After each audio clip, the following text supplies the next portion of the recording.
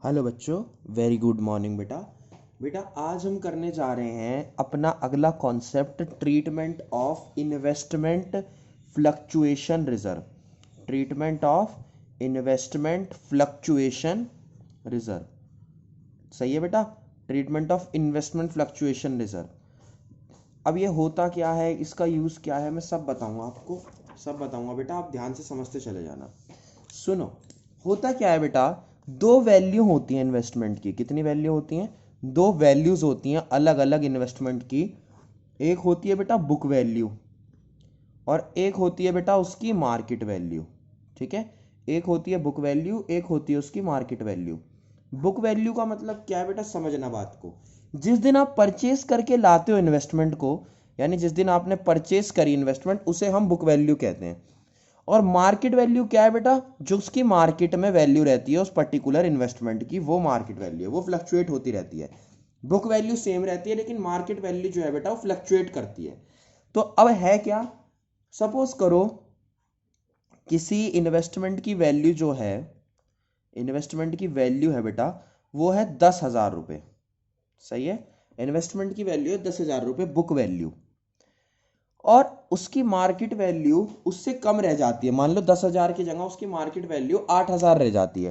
तो बेटा एक बात को समझना, जब उसकी मार्केट वैल्यू 8,000 रह गई और सपोज करो बिकॉज ऑफ सम रीजन हमें वो बेचनी पड़ी, तो हमें 2,000 का लॉस बियर करना पड़ेगा। यानी अगर 10,000 की इन्वेस्टमेंट है और हमें 8,000 रुपये में बेचनी पड़ी किसी भी रीजन की वजह से, तो हमें 2,000 का लॉस होगा।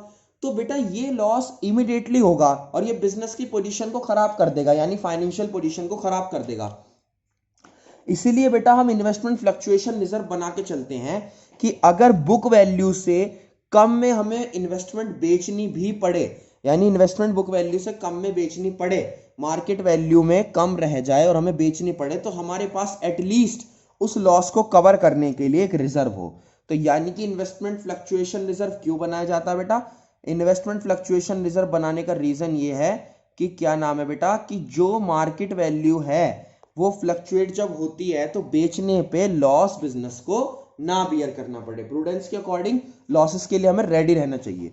तो बेटा अलग अलग केस, और मान लो इन्वेस्टमेंट की बुक वैल्यू इतनी है और आईएफआर लेके चलो 2,000 रुपए। ठीक है बेटा, आईएफआर कितना है? 2,000। आईएफआर कौन सा रिजर्व है बेटा? आईएफआर वो रिजर्व है जो हम बनाते हैं किस चीज के लिए बेटा, कि मार्केट वैल्यू में अगर कम पे भी बिके तो हमें लॉस बियर ना करना पड़े। केस वन, अलग अलग केस में मैं आपको सिखाता हूं। Case one, market value of investment, market value is 20,000। Market value कितनी है बेटा? 20,000 है। Case number two, market value is 8,000। ठीक है, दूसरा केस। तीसरा case number three, market value is suppose करो 7,000। ठीक है बेटा, तो ये अलग अलग केस है। अब मैं आपको दिखाता हूं कैसे होता है। देखो पहले केस में तो मार्केट वैल्यू जो है, जो बिजनेस इन्वेस्टमेंट की मार्केट वैल्यू है बेटा, वो बुक वैल्यू से ज्यादा है। यानी पहले केस में तो मार्केट वैल्यू बुक वैल्यू से ज्यादा है। जब बेटा मार्केट वैल्यू बुक वैल्यू से ज्यादा है, तब तो आपको कुछ करना ही नहीं है, तब तो आपको रिजर्व का यूज करना नहीं, क्योंकि रिजर्व की जरूरत कब पड़ेगी? जब मार्केट वैल्यू कम रह जाए, कम में बिकेगा तभी तो लॉस बियर करेंगे।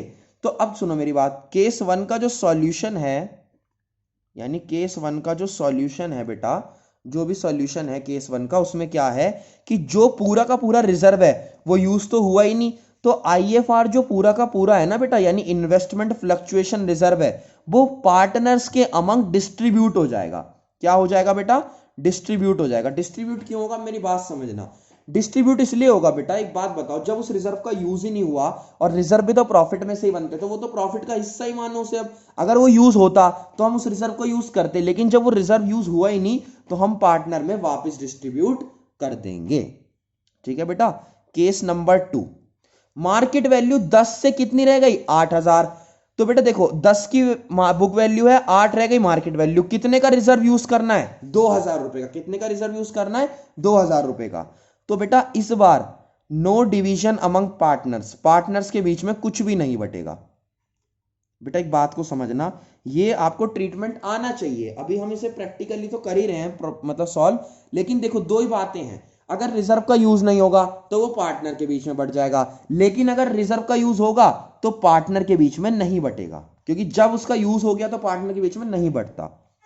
Case number 3, if book value 10,000 है और मार्केट वैल्यू 7,000 रह गई, तो सुनो मेरी बात, मार्केट जो बुक वैल्यू वो 10,000 थी, मार्केट वैल्यू कितनी रह गई बेटा, 7,000 रह गई, मतलब कितने का लॉस बियर करना पड़ेगा अगर बेचेंगे तो 3,000 का। तो देखो बेटा 2,000 तो हमारे पास रिजर्व है, आईएफआर है 2,000, तो 2,000 तो वहां से सेटल हो जाएंगे, लेकिन 1,000 रुपए की तो और कमी पड़ रही है ना बेटा, यानी 1,000 का लॉस और हो जाएगा। तो जब 1,000 का लॉस और हो सकता है बेटा, तो इसे ले जाओ रिवैल्यूएशन की टू साइड में। कहां ले जाओ बेटा, रिवैल्यूएशन की टू साइड में, टू इन्वेस्टमेंट के नाम से 1,000 रुपए। कितना बेटा, 1,000 रुपए।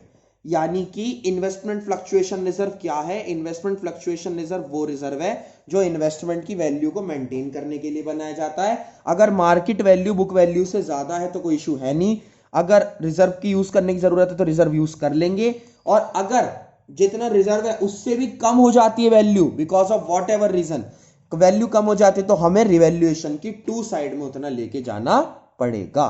बेटा अगर कोई भी डाउट रह गया हो तो प्लीज मुझसे पूछ लेना। मुझे पता है कि इस रिजर्व का ट्रीटमेंट थोड़ा सा अलग है, इसलिए कह रहा हूं कि अगर किसी बच्चे को कोई भी दिक्कत हो तो प्लीज मुझसे पूछ लेना। Thank you so much.